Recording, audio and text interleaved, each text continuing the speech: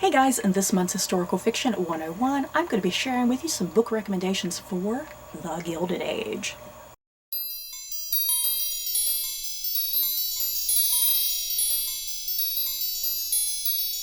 So, of course, I got inspired to make this book recommendation list because of the HBO series The Gilded Age. I love that TV show, so I was like, I'm going to hunt down some book recommendations.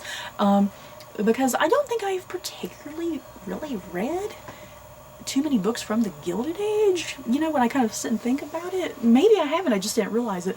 So yeah, all of these recommendations, Goodreads did have a list of a bunch of books under the category of the Gilded Age, so I'm hoping it's accurate, because sometimes in these lists, sometimes books will squeeze in there that it's like, okay, why is it in this list? It shouldn't be in there. So I'm hoping this list is accurate. So if something seems off, you guys, I'm sure you'll let me know.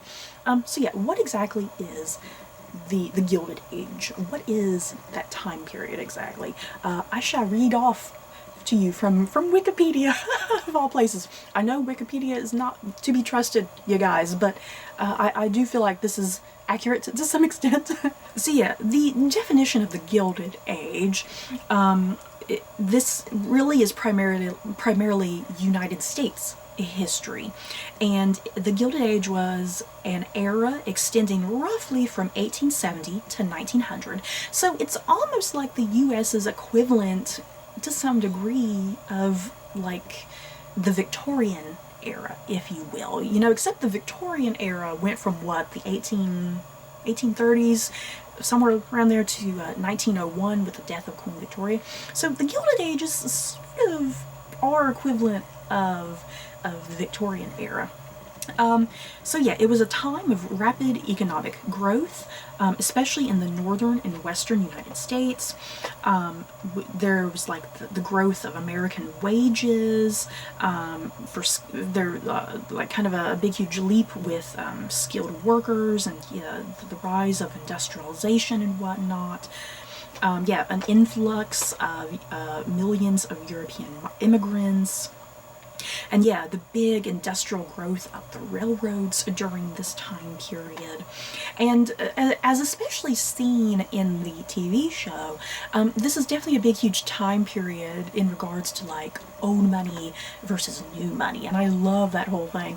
So yeah, I had to kind of look that up. What does it mean between old money and new money? Because I've always heard those terms, but I didn't really quite understand what it meant exactly. So yeah, when I was looking that up, the definition of old money is essentially wealth that is passed down through generations, while new money is people who have recently earned their wealth, pretty much. And yeah, old money families are descendants of early industrialists, while new money is found from recent inventions of innovative technology, entrepreneurs, and entertainers. So yeah, like I said, the railroad is a big thing kind of coming into being during this time period. So yeah, that's where you get like new money people who really invested in the railroads and getting their money from there. And y'all, also another big difference, old money, a lot of times the people are a bit more modest and frugal with their money, since they have to pass it down through the family and through the generations, while new money, they're a bit more like wild and crazy and spontaneous, and just kind of throwing their money out there and letting it be know, hey, I'm rich. So I wanted to kind of share that too, because I've always been interested, like, what is that exact difference? So now I know. So enough with the definitions of the Gilded Age and kind of some of the things going on during that time period, I suppose. Let's get into the actual recommendations for books, you guys. I'm going to be reading the synopsises for these books on Goodreads, so if any of these sound interesting, head on over to Goodreads and check them out. First up, The Witches of New York by Amy McKay. The year is 1880, 200 years after the trials in Salem. Adelaide Thorne has left her life in the sideshow to open a tea shop with another young woman who feels it's finally safe enough to describe herself as a witch. Together they cater to Manhattan's high society ladies, specializing in cures, palmistry, and potions, and in guarding the secrets of their clients. All is well until one bright September afternoon, when an enchanting young woman named Beatrice Dunn arrives at their door seeking employment. Beatrice soon becomes indispensable, as their apprentice, but her new life with the witches is marred by strange occurrences. She sees things no one else can. She hears voices no one else can hear. Objects appear out of thin air as if gifts from the dead. Has she been touched by magic, or is she simply losing her mind? So yeah, this book, it sounds like it's set during this time period, but there's like a bit of a supernatural twist to it and whatnot. Whenever you have historical fiction, no matter the time period, someone's always got to throw in a supernatural spin somewhere in there. Next up, The Fifth Avenue Artist Society by Joy Calloway. Taking place in the Bronx, 1891, Virginia Lofton knows what she wants most: to become a celebrated novelist despite her gender, and to marry Charlie, her best friend, neighbor, and first love.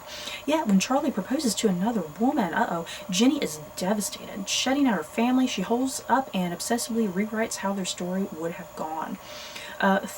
Though Jenny works with newfound intensity, success eludes her until she attends a salon hosted in her brother's handsome author friend's John's Fifth Avenue mansion. Amongst painters, musicians, actors, and writers, Jenny returns to herself, even blooming under John's increasingly romantic attentions.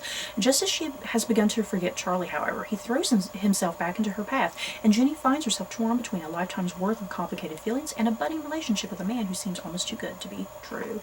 Next up, The Last Days of Night by Graham Moore, New York, 1888. Gas lamps still flicker in the city streets, but the miracle of electric light is in its infancy. The person who controls the means to turn night into day will make history and a vast fortune.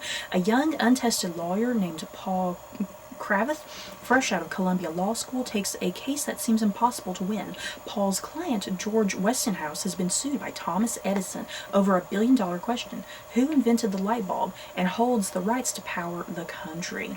The case affords Paul entry to the heady world of high society, the glittering parties in Gramercy Park mansions, and the more insidious dealings done behind closed doors. The task facing him is beyond daunting. Edison is a wildly dangerous opponent with vast resources at his disposal, private spies, newspapers in his pocket, and the backing of J.P. Morgan himself. Yet this unknown lawyer shares with his famous adversary a compulsion to win at all costs. How will he do it? Ooh, sounds good. The Gilded Hour by Sarah Donati.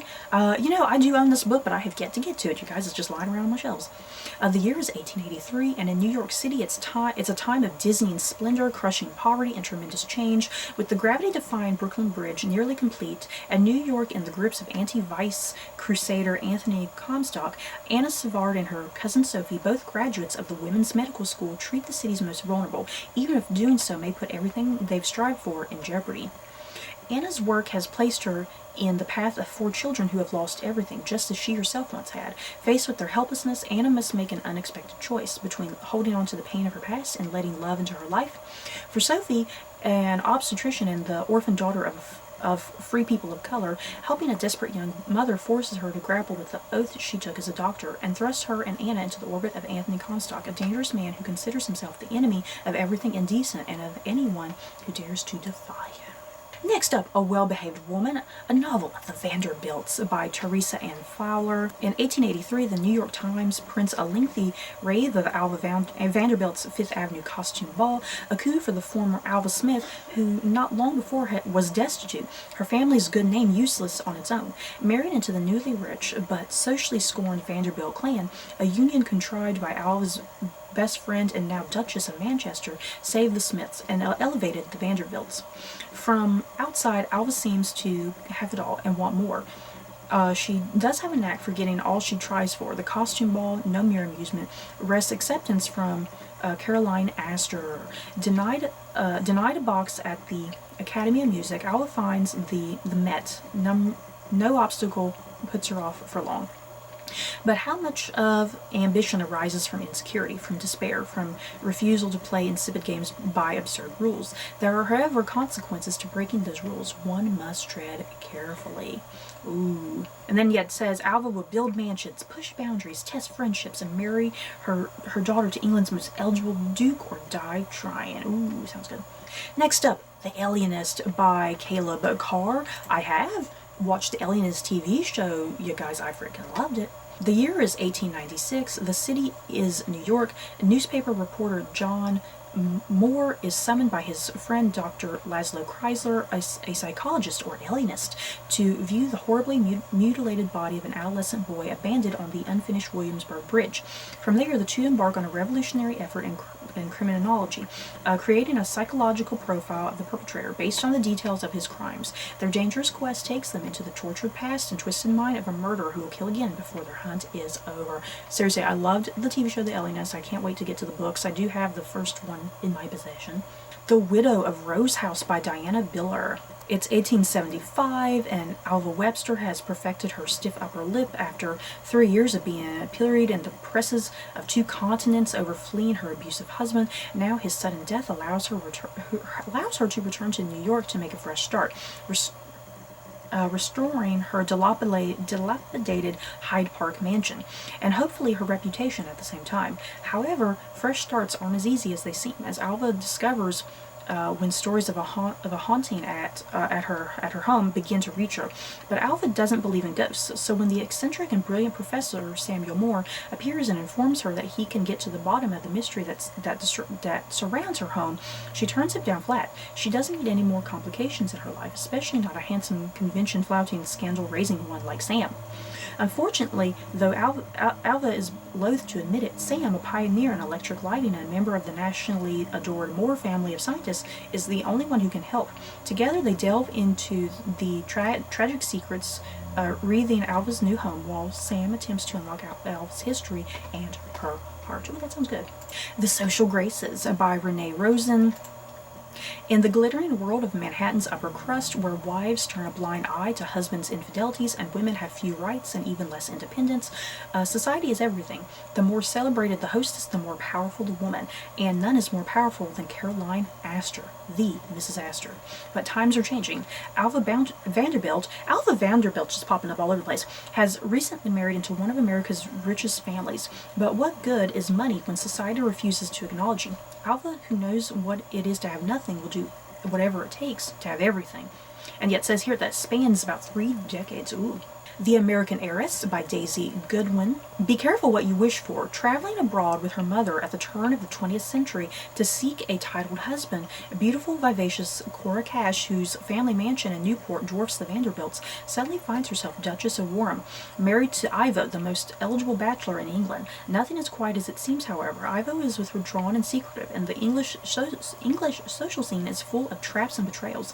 Money, Cora soon learns, cannot buy everything, and she must decide what is truly worth the price in her life and marriage. Ooh. And last, American Duchess, a novel of Consuelo Vanderbilt by Karen Harper.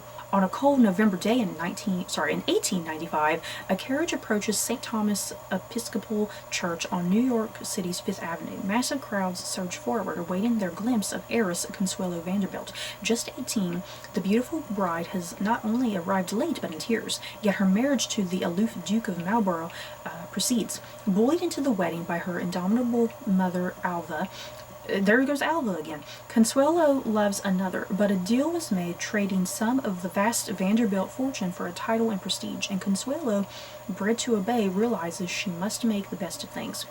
At Blytham Palace, Consuelo is confronted with an overwhelming list of duties, including producing an heir and a spare, but her relationship with the Duke quickly disintegrates. Consuelo finds an inner strength, charming everyone from debutantes to diplomats, including Winston Churchill, as she fights for women's suffrage, and when she takes a scandalous leap, can she hope to attain love at last? Ooh. Seems like a lot of these books, like the Vanderbilts, are a big thing popping up. So you guys, that is it for my recommendations for the Gilded Age. Hopefully all of these books are appropriately in the Gilded Age space. They sound like it to me, at least. So you guys, let me know your thoughts and feelings. Have you read any of these books? Do you plan on reading any of them? Hey, did you watch the Gilded Age TV series? Because I freaking loved it.